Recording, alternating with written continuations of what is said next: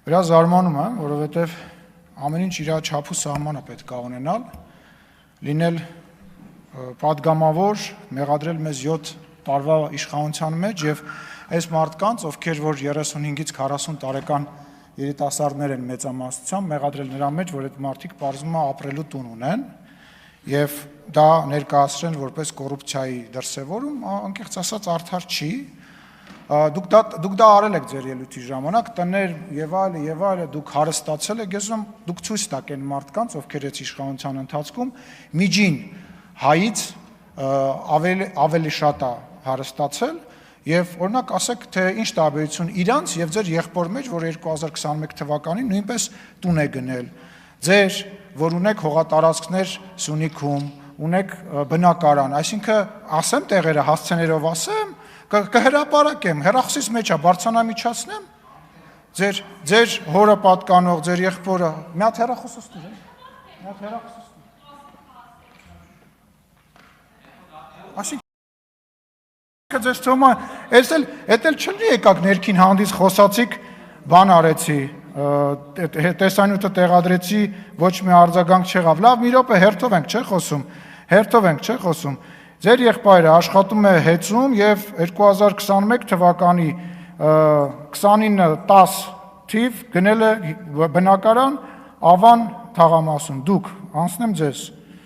ուր եք ձեր անշարժ գույք, ձեր հորը պատկանող սեփականության հող։ Կտեղադրեմ այս թուղթը, կարծում եմ դրա կարիքը չի լինի։ Կտեղադրեմ թուղթը, ժամանակը չվատնենք, հա։ Եվ գալ խոսել այս մարդկանց մասին, որ իբր հարստացել ենք, Ռուբինյանը ճիշտ է ասում, դա պատեհապաշտություն է։ Եթե դուք, պարոն Մինասյան, մի խանգարեք էլի, եթե դուք ուզում եք հարստացած պաշտոնյաների մասին խոսել, Սերեն Օհանյանին հարցրեք իր տների մասին, Լևոն Քոչարյանին հարցրեք, ասեք, դուք 10 տարի եք իշխանություն եղել, այս երիտասարդները 7 տարի են իշխանություն, այդ 220 միլիոնը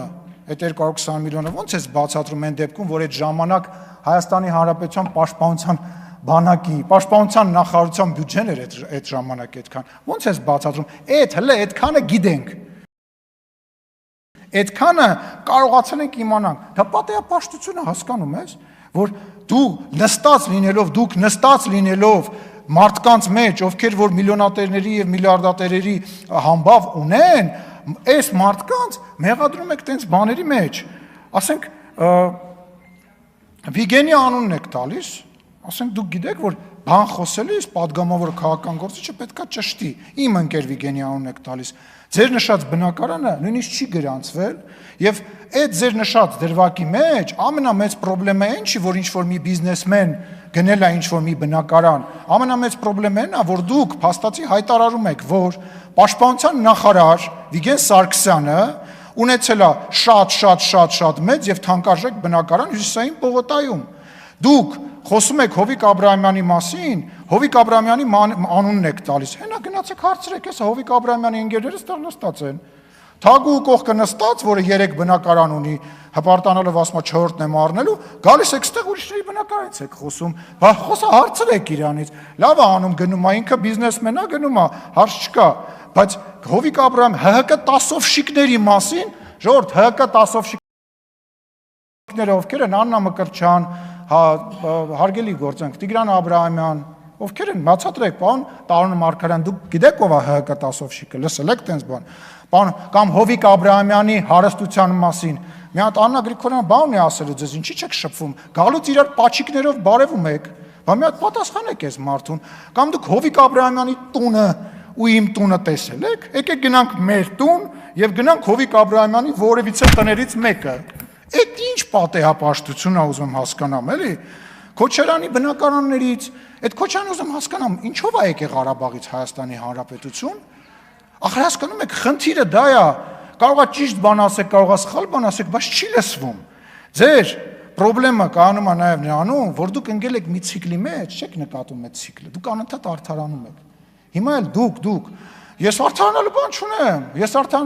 դուք եք ստատուս գրում, որ Սամվել Կարապետյանի հետ այս անգամ չեք միանալը, որտեվ հասկանում եք, որ կարծրատիպա ձևավորվել, դուք տպ թռնում եք 5 օրվա մեջ 4 կուսակցություն եք հասցնում փոխել, բա դրա համար եք գրում այդ բանը, որ ասեք ես տենց բան չկա, տենց խնդիր չկա, դուք նյարդայնանում եք, որտեվ ստիպված եք անընդհատ արդարանալ, Ու նյարդայնանում եք ամենաշատը, գիտեք ինչից։ Ես ասել եմ մի անգամ եւ չեմ նշել, որ ես նաեւ ձեզի նկատի ունեմ։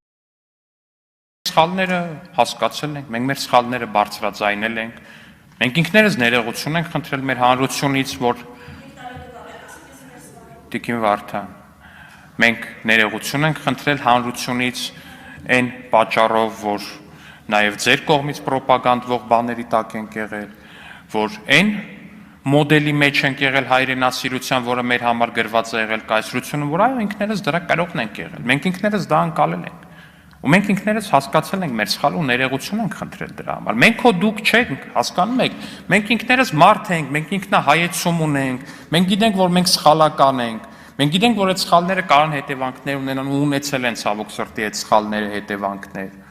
բայց դուք դա չունեք։ Հասկանում եք, դուք ասում եք, մենք ստեղից մենք խաղաղություն ենք ուզում։ Մենք էլ ենք խաղաղություն ուզում, մեզ նոր բան է, հասկացել են, որ իրանց ռազմատենչ ռետորիկան էլ ընդհանրապես ոչ մեկի են, ընդհանրապես ոչ մեկի պետք չէ, աշխարհում։ Մի հատ բան ունեին, արտգործնախարարի տեխնացու ունեին, պրոֆեսոր Խաչիկյան, հիշում եք, որ ելույթները դնում էին, բան էին անում, տենց քուր առած բան, սենց բաներ էր խոսում, այն օրը տեսանք ադրբեջանական բանին հարցազրույց, ասում Հայաստանն ու Ադրբեջանը вообще սահման պետքա չունեն։ Տենց ընդհանրության մեջ պետք է լինեն, ոնց որ Եվրամիությունում է։ Իրանց դեմքն է հասկանում, մեկը տենց միանգամից է կտրուկ սուր ազգայնականությունից անցել են մի հատ չգիտեմ ինչի։ Պրոֆեսոր Խաչիկյանը դա դուք եք, հարգելի գործընկերներ։ Դուք պրոֆեսոր Խաչիկյանն եք, բոլորով, այսպես համախումբ պրոֆեսոր Խաչիկյանն եք, դուք սիրելիներս։